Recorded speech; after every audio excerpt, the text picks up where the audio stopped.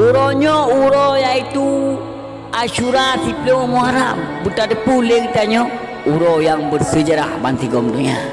Kiman bersejarah? Uro yang jithe nyan singa tak iaitu uro dum Asyura uro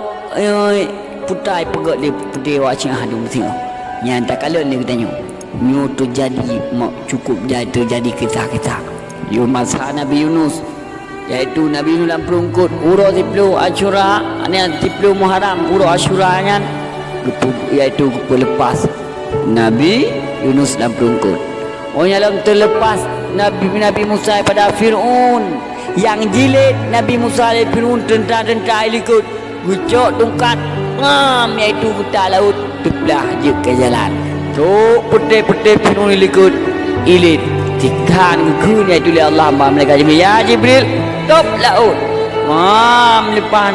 iaitu Fir'aun badeng laut ilikut hanali jalan kan tutup uku lepas Musa tutup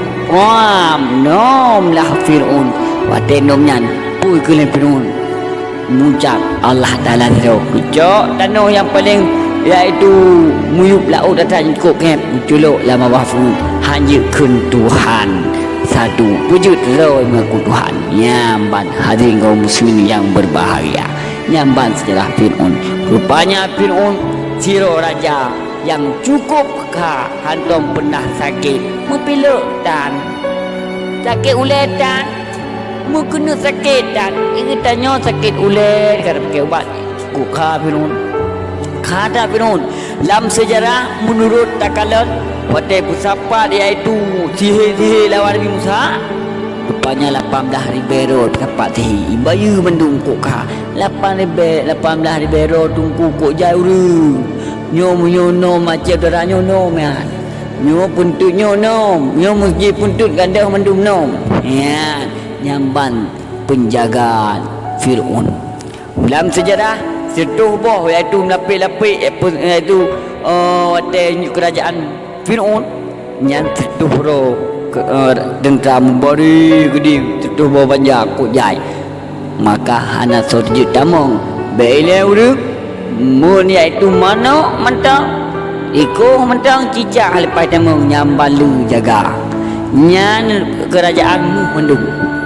tempat duk Fir'aun cukup hayu duku hadirin kaum muslimin yang berbahagia maka bek bangga tat li katanya uronyo jamun kali bangga ro sebagai Tuhan Fir'aun pat uronyo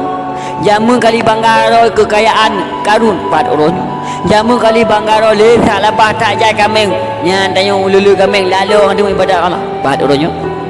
jamun kali banggakan ilmu yang cukup hayu lagi contoh iaitu Ibnu Sina pat uronyo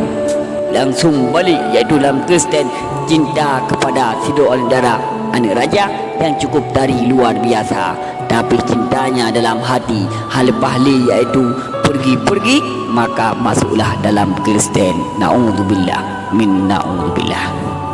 nyo ke yang harus terperbaiki dengan sebab